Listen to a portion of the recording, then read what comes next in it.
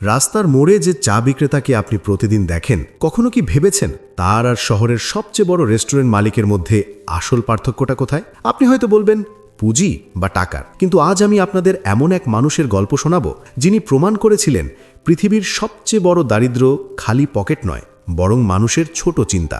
গল্পের মানুষটির নাম শফিক। আমাদের গ্রাম বাংলার আর 10টা সাধারণ খেটে খাওয়া মানুষের মতোই ছিল তার জীবন। ভাঙা কুড়ে ঘর, বৃষ্টির দিনে চুইয়ে পড়া পানি, ছেঁড়া জামা আর মাঝে মাঝেই না খেয়ে ঘুমিয়ে পড়া, এটাই ছিল তার প্রতিদিনের রুটিন। গ্রামের এক চায়ের দোকানে সে কাজ করত। সমাজে একটা কথা খুব প্রচলিত যে গরিব হয়ে জন্মায় তাকে গরিব হয়েই মরতে হয়। আশপাশের মানুষের এই কথাগুলো শুনতে শুনতে শফিকও বিশ্বাস করে নিয়েছিল যে বড় স্বপ্ন দেখা তার জন্য পাপ। কিন্তু একদিন বিকেলে দোকানে কাজ করার সময় দুজন যাত্রীর একটি কথা শফিকের কানে ভেসে আসে। একজন বলছিলেন, জানেন কিছু মানুষ কেন সারা জীবন গরিব থেকে যায়? কারণ তারা ছোট করে ভাবে। ধনীরা সবসময় বড় স্বপ্ন দেখে আর তাদের দৃষ্টিভঙ্গিকে কখনো ছোট হতে দেয় না। কথাগুলো শফিকের বুকে তীরের মতো বিঁধল। সেই রাতে ছেঁড়া মাদুরে শুয়ে সে বুঝতে পারল তার আসল দারিদ্র তো তার পকেটে নয়, বরং তার চিন্তায়। পরদিন সকাল থেকে শফিক যেন এক নতুন মানুষ।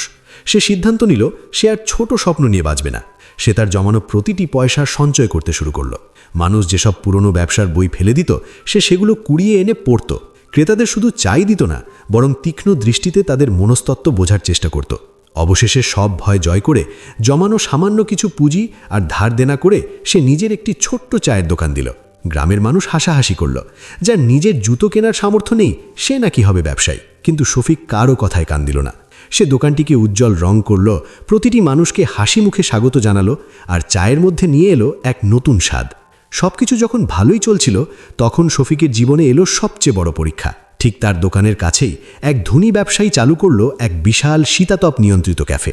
ঝলমলে আলো, মিউজিক আর ইউনিফর্ম পরা ওয়েটার দেখে শফিকের অনেক নিয়মিত কাস্টমারও সেখানে চলে যেতে শুরু করল। ফাঁকা দোকানে বসে শফিকের মনে হলো, আমি তো গরিব, এত টাকার সাথে আমি কিভাবে পাল্লা দেব? কিন্তু ঠিক তখনই তার সেই বড় চিন্তার কথা মনে পড়ল। সে বুঝল টাকা দিয়ে সে ওই ক্যাফেকে হারাতে পারবে না ঠিকই, কিন্তু সে এমন কিছু দিতে পারে যা টাকা দিয়ে কেনা যায় না, আর তা হলো আন্তরিকতা। সেদিন থেকে সে তার চায়ের কাপের সাথে ছোট ছোট চিরকুট দিতে শুরু করল। কোনোটিতে লেখা, আপনার আজকের দিনটি শুভ হোক, আবার কোনোটিতে আপনার পরিশ্রমের মূল্য অনেক। সে চালু করল ফ্রি টি ফ্রাইডে, যেখানে সপ্তাহের শেষ দিনে খেটে খাওয়া মানুষরা 1 কাপ চা বিনামূল্যে পেত। দোকানের পাশে রাখলো একটি কাঠের বেঞ্চ, যেখানে বসে স্কুলের বাচ্চারা বই পড়তে পারত। ধীরে ধীরে শহরের মানুষ একটা বড় পার্থক্য বুঝতে পারল। এসি ক্যাফে মানুষকে দিত আভিজাত্য, কিন্তু শফিক মানুষকে দিল ভালোবাসা আর আপনত্ব। ক্যাফে বিক্রি করত বিলাসিতা, কিন্তু শফিক বিক্রি করত মানবিকতা। দেখতে দেখতে শফিকের ছোট্ট দোকানটি এমন এক জায়গায় পরিণত হলো যেখানে মানুষ শুধু চা খেতে নয়, মানসিক প্রশান্তির খোঁজে আসতে শুরু করল। বছর ঘুরে গেল।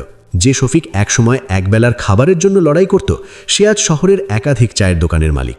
তার মা আজ আরামে জীবন কাটান, ছোট বোনটি পড়ে শহরের ভালো স্কুলে, আর যারা একদিন তাকে নিয়ে হাসাহাসি করেছিল তারাই আজ তাকে দেখে সম্মানে মাথা নত করে। প্রিয় দর্শক, একটু ভেবে দেখুন তো, আমাদের আশেপাশেই এমন অনেক শফিক ছড়িয়ে আছে।